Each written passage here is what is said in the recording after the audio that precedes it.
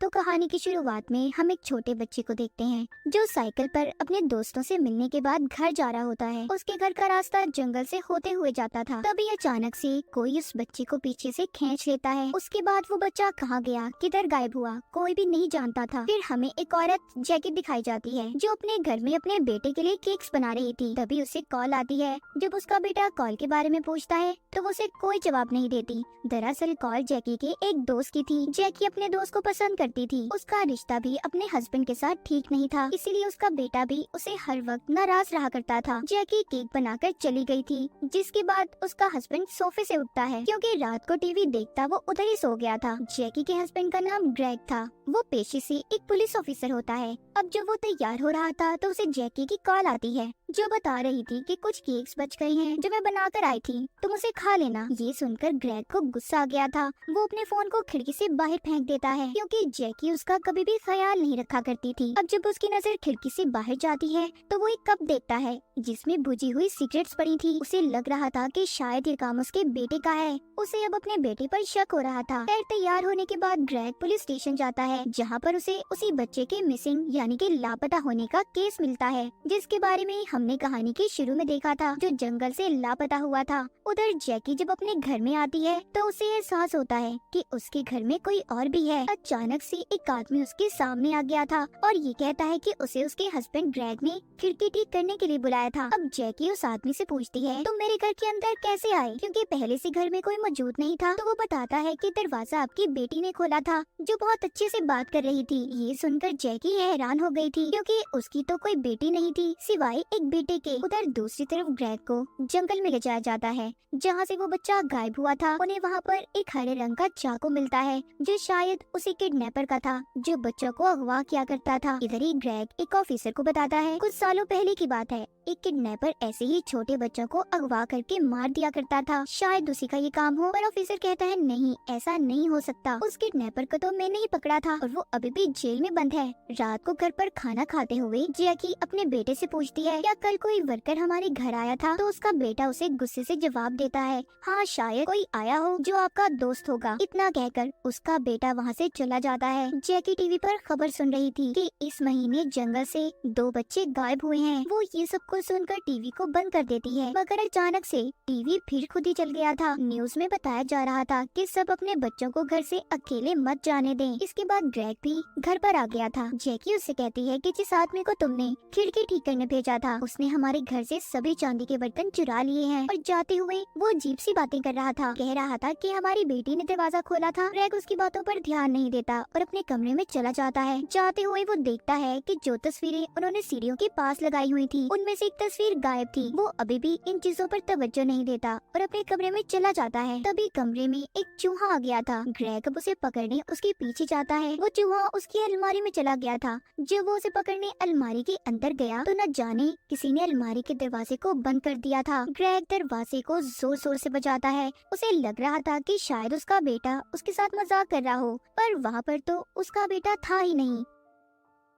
तभी जैकी आकर दरवाजे को खोल देती है। बाहर आकर उसे पता चलता है कि उसका बेटा तो घर पर था ही नहीं, वो तो बाहर गया हुआ था। एक रात जैकी को अपने बेटे के कमरे से भी आवाजें आ रही थी। वो जाकर देखती है तो उसका बेटा देर रात तक गेम्स खेल रहा था। तभी जैकी को अपने बेटे के कमरे में बेड के नीचे अजीब सा मास्क नजर आता है। उस बारे में वो अपने बेटे से कुछ नहीं पूछती और चुपचाप बाहर चली आती है। रात को किसी ने ग्रेग के कंबल को नीचे उतार दिया था। जब सुबह होती है तो ग्रेग दिखता है उसका बिस्तर गीला हुआ था। खैर अभी भी वो इन बातों पर तवज्जो नहीं देता। उसे पुलिस स्टेशन से कॉल आई थी, इसलिए वो जल्दी से तैयार होकर निकल जाता है। पुलिस स्टेशन पहुंचकर एक लेडी ऑफिसर उसे बताती है ये केस बिल्कुल वैसा है जैसा कुछ सालों पहले किडनैपर का था जो बच्चों को अगवा करके मार दिया करता था, मगर आज तक हमें उसका सही से पता नहीं चला। वहीं पर एक ऑफिसर कहता है उस किडनैपर के पास से 2 बच्चे भागे थे। मैंने उनसे पूछताछ भी की थी पर कुछ भी खास पता नहीं चला। अब ये उन भागे हुए बच्चों में से एक से मिलने जाते हैं, मगर उसका किडनैपर ने इतना बुरा हाल कर दिया था, उसका दिमागी तवाज़ुन बिगड़ चुका था।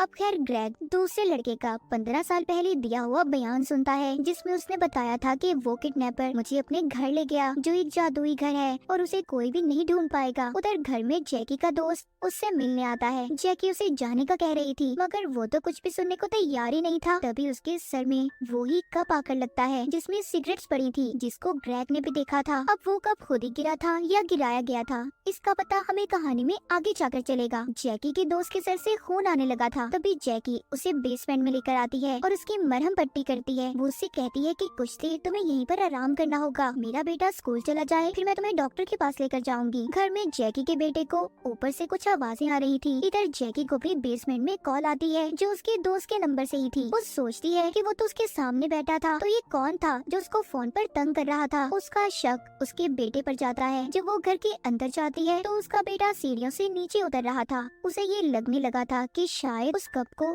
जो उसके दोस्त के सर में लगा था इसके बेटे ने गिराया हो। खैर वो अपने बेटे से कुछ नहीं पूछती और उसे स्कूल छोड़ने चली जाती है। बेसमेंट में जैकी के दोस्त के सर से खून निकलना अभी बंद भी नहीं हुआ था। दोबारा उस बेचारे के सर पर कोई लकड़ी का डंडा मारकर उसे मार देता है। इधर जंगल में ऑफिसर अभी भी लापता हुए बच्चों की छानबीन कर रहे थे। ऑफिसर को छानबीन करते एक बारीक तार मिलती है जिससे उस साइकिल वाले बच्चे को शायद नीचे गिराया गया था। उधर जैकी जब घर आती है तो वो अपने दोस्त की लाश देखती है। उसे ऐसा लग रहा था कि शायद उसके बेटे ने गुस्से में उसके दोस्त को मार दिया होगा, इसलिए वो मदद के लिए अपने हस्बैंड ग्रेग को बुला लेती है ताकि वो अपने बेटे को सजा से बचा सके। ये दोनों नहीं जानते थे कि जैकी के दोस्त को किसने मारा होगा। इनका शक सिर्फ अपने बेटे पर ही था क्योंकि वो ही घर में अकेला था। अब वो दोनों अपने बेटे को बचाने के लिए जैकी के दोस्त की लाश को रात के अंधेरे में जंगल में ले जाकर दफना देते हैं। इनका बेटा घर पर अकेला था। तभी उसके कंप्यूटर पर एक मैसेज आता है जिसमें लिखा था, क्या तुम जानते हो फ्रॉगिंग क्या होता है। जब जैकी का बेटा इस बारे में इंटरनेट पर सर्च करने लगा तो उसके पीछे कोई आ जाता है जिसने चेहरे पर मास्क पहना हुआ था। तभी जैकी और ग्रेग भी वापस घर पर आ गए थे। वो आकर देखते हैं कि उनका बेटा बाथटब में लेटा है। किसी ने उसके हाथ पाँव मुंह तक को बांध दिया था। वहाँ पर ग्रेग वही हरे रंग का चाकू भी देखता है जो किडनैपर बच्चों के पास अपनी निशानी के तौर पर छोड़ा करता था। जैकी जल्दी से अपने बेटे को हॉस्पिटल लेकर जाती है। ग्रेग उस इंसान का पता लगाने में लग गया था जिसने उसके बेटे की ऐसी हालत की थी। पुलिस स्टेशन में भी कॉल आती है, कोई किडनैपर के बारे में बता रहा था मगर उस कॉल को ऑफिसर ट्रेस नहीं कर पाते। ग्रेग अपने घर में उसे ढूंढने लगता है। तभी अचानक से वही मास्क मैन जिसने इसके बेटे की ऐसी हालत की थी ग्रेग पर हमला कर देता है। यहीं से सीन फ्लैशबैक में जाता है, यानी कि ये सब शुरू कहाँ से हुआ था कि ग्रेग और जैकी के घर में ऐसा क्यों हो रहा था, मास्क मैन कौन था। तो अब हमें कहानी में पता चलेगा। हमें दो दोस्त दिखाए जाते हैं जो अक्सर फ्रॉगिंग किया करते थे। दरअसल फ्रॉगिंग वो होती है कि आप बिना बताए किसी के घर में रहना शुरू कर दो। इन दोनों दोस्तों में से एक का नाम एलिक था। ये दोनों जैकी और ग्रेग के घर पर रहने लगे थे। रात को एलिक छत पर बैठा सिगरेट पी रहा था। ये देखकर उसकी दोस्त उसे वापस कमरे में बुलाती है। ये लोग जैकी के घर गेस्ट रूम में रहा करते थे जिनके बारे में जैकी और उसके हस्बैंड को कुछ भी नहीं पता था। एक दिन जब एलिक छत पर बैठा था तो उसकी दोस्त उसे वापस बुलाती है और कहती है ऐसा मत करो, अगर घर वालों को पता चल गया तो हमें जेल भी हो सकती है। तभी वहाँ पर ग्रेग आ जाता है। ये दोनों छुप गए थे और ये वही सीन था जब ग्रेग को कप में सिगरेट्स मिली थी और ये समझ रहा था कि सब उसका बेटा करता है। खैर अगले दिन सब घर वालों के जाने के बाद एलिक की दोस्त ने अपने सामान को बेसमेंट में छुपा दिया था और एलिक घर से एक तस्वीर को ले लेता है। अब जब उसकी दोस्त उसके पास आती है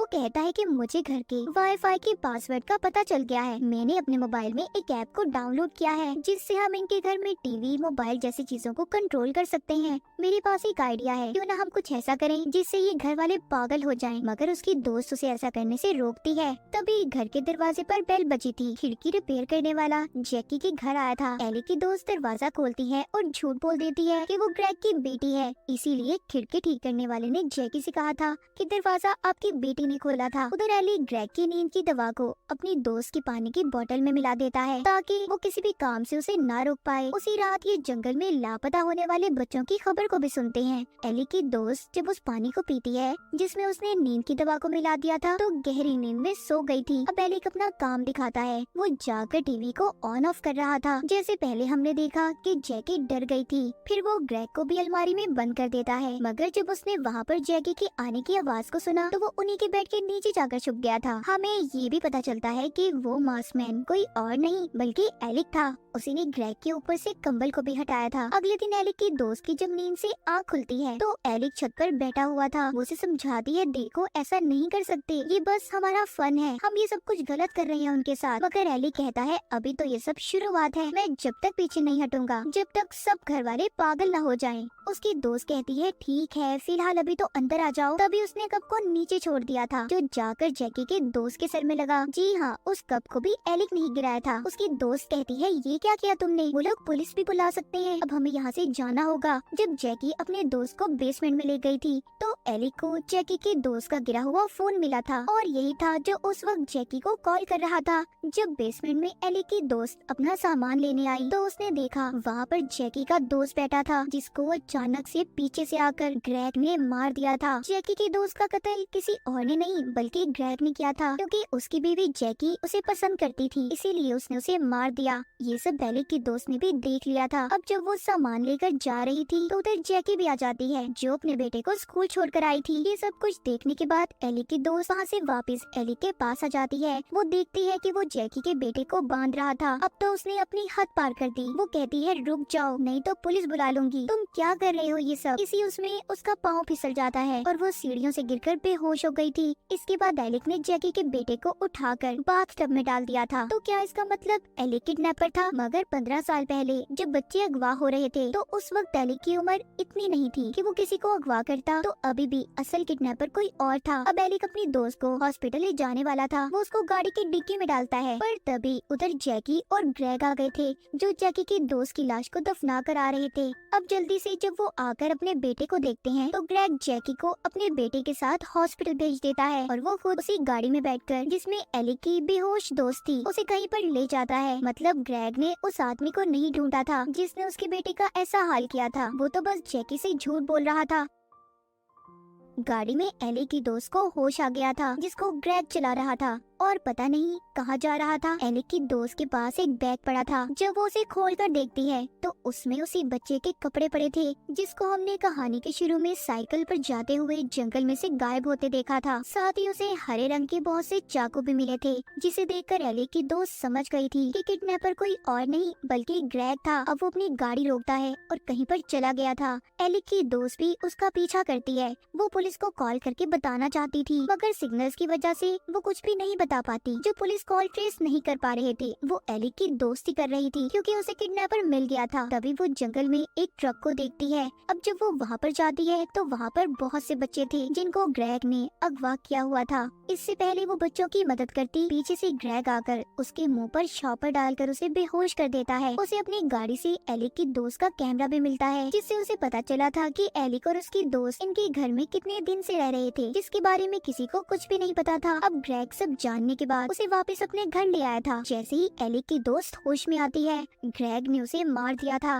ये सब एलिक भी देख रहा था। उसे बहुत गुस्सा आता है। वो अब ग्रेग को मारने की तैयारी करता है। इधर ग्रेग भी एलिक को अपने घर में ढूंढ रहा था। एलिक भी पूरी तैयारी के साथ उसे मारने के लिए तैयार था। एलिक उस पर हमला कर देता है मगर ग्रेग ने भी उस पर वार करके उसे बेहोश कर दिया था। कुछ देर के बाद ग्रेग देखता है कि एलिक अपनी जगह पर नहीं था। वो उसके सामने खड़ा था गन लेकर जो ग्रेग पर चला देता है। ग्रेग जब उसका चेहरा देखता है तो हैरान हो गया था। अब खैर एलिक ने ग्रेग को मार तो दिया था। तभी वहाँ पर ऑफिसर आ जाता है जिसने एलिक पर गोली चला दी थी। एलिक के बाजू पर गोली लगने की वजह से वो बेहोश हो जाता है, पर बेहोश होते हुए उसने ऑफिसर को एक नाम से पुकारा था। ऑफिसर समझ गया था कि एलिक कौन है। अब खैर एलिक को हॉस्पिटल ले जाया जाता है। इतनी देर में जैकी और उसका बेटा भी हॉस्पिटल से वापस आ गए थे। जैकी अपने घर के बाहर एम्बुलेंस और पुलिस की गाड़ी देखती है तो परेशान हो जाती है। उसे भी ग्रेग यानी कि अपने हस्बैंड की असलियत का पता चल गया था। उन बच्चों को भी बचा लिया गया था जिनको ग्रेग ने अगवा किया था। यहाँ पर हमें पता चलता है एलिक दरअसल वही बच्चा था जिसको 15 साल पहले ग्रेग ने अगवा करने की कोशिश की थी, जिसका बयान भी वो जानबूझकर बैठा सुन रहा था।